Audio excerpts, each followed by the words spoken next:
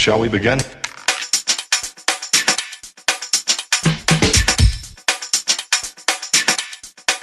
Let's begin now.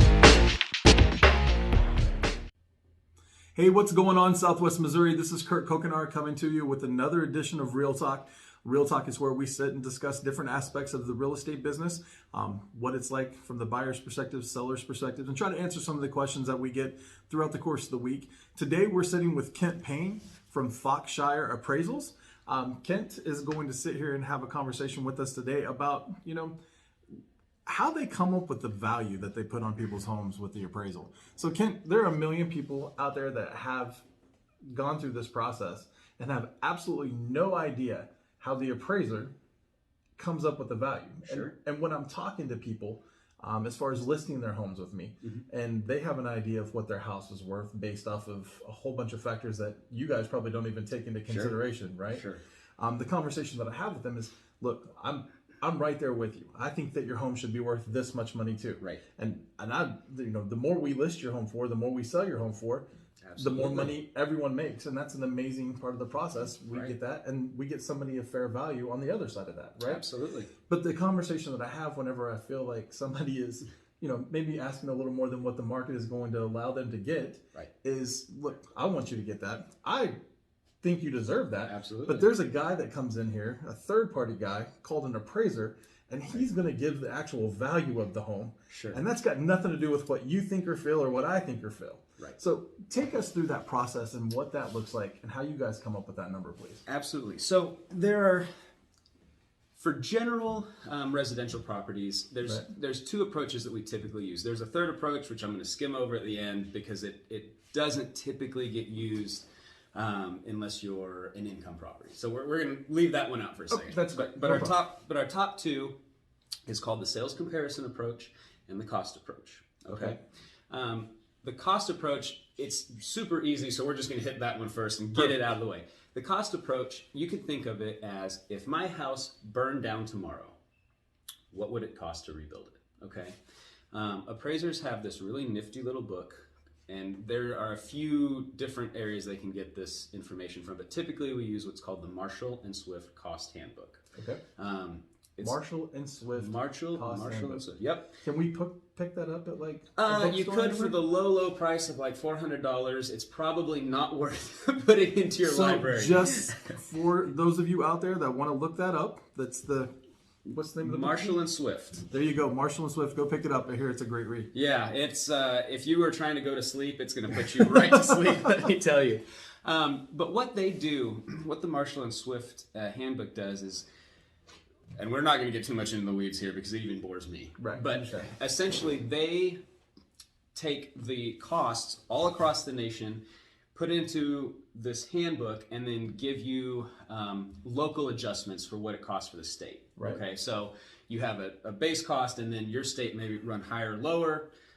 We plug all these factors in to a fancy Excel sheet, essentially. Right. And we get typically what the going rate for lumber, fixtures, lighting, all of this fun stuff. And we essentially recreate the home, what it costs to build the home, based off of our state's multipliers and cost. So you avatar it. What's that? You avatar it. Yes, exactly. Okay. Yes. We're building up from the ground. We're building from the ground up. Okay. So that's the cost approach. That's the cost approach. It's about as exciting as it sounds. Okay. The one that most of us are concerned about is what's called the sales comparison approach. That's where the real heart of appraising comes in. That's what the banks are most concerned with, because we want to know, if we were to sell your house tomorrow, what could we get to it? We break this down by searching for homes that have sold. They've already been under contract, sold, the deal is done. So it's not for sale. It's not for sale, it is sold. Okay. And then we are finding houses of similar quality, condition, and size to the house that you're listing. Right. We will make adjustments. So let's say your house has hardwood flooring and another house does not. It has carpeting instead. Well, obviously that hardwood floor is worth more. We make an adjustment that we get based off of what the market seems to think a hardwood floor is selling for. So not the cost to put in a hardwood floor, because we're not dealing with the cost approach on this. Right. It's what the general buyer would pay to have hardwood flooring over carpeting. Gotcha. And we do that by analyzing the differences in houses, what makes one superior, what makes one inferior, and the adjustments that you make based off the sale price. Okay. So if the two houses, let's say, were the exact same, except one had hardwood flooring, and the one with hardwood flooring sold for $10,000 more, let's just say, there's obviously a $10,000 adjustment that the market feels for having hardwood So flooring. based off of what the market tells you. Okay. Exactly. And we essentially bracket everything with your house that's listed, from quality, from condition, age, square footage, so we can really narrow down what it seems like the market is saying these adjustments are worth. Okay, so my question I guess I have about that is, how big of a factor is location? When you're talking about comparing homes, right? I mean, Sure. Southwest Missouri is 32 counties roughly, Yes. right? So how do you come up with what houses you compare, or how do you come up with the houses that you compare in different locations? Or Absolutely. What's the range on that? Significant. I mean, that's the number one rule of real estate, right? Is location, location, location. Location, Exactly. So because of that, we try to find homes ideally that are in the exact same neighborhood, or homes that are in very similar neighborhoods that could be impacted. So if you're in a home that has certain marketable features, such as a specific school district that people seem to find desirable, we would look for homes in that area. If there's a gated community, we'd probably be looking for other similar quality gated communities. Gotcha. And it's big. And the other thing that's important to realize is when we do this, we have to approach this as a general buyer. So different people have different preferences, okay? But we're talking about the general person buying a single family residential property. Okay. So some people prefer to be in, where they want to live on 100 acres, be in rural Missouri, and, Right. and they would pay extra for that. That Right doesn't, here. yeah, I'm the same way.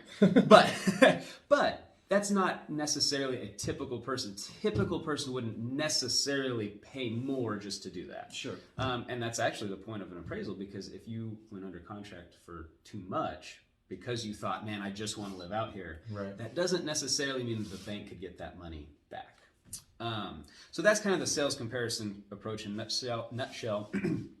The final approach that we use is it's sales comparison and income approach. That's if you're renting out a property. Gotcha. Okay. So that'll be for our investment buyer. Exactly.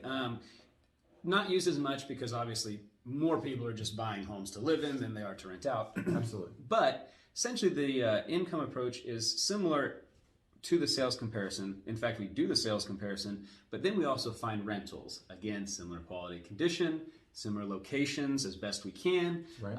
And see what they're renting for. And then we make those adjustments to the rental side of it and say, hey, not only is this what your house should typically sell for, but this is what your house should typically rent for in this market. Got you. Well, thank you so much for breaking that down. Absolutely. Listen, if you've got questions about appraising, or if you have questions about real estate, just type them into the chat that you see down there below, or type them into the post. We're super excited to answer any questions that you have.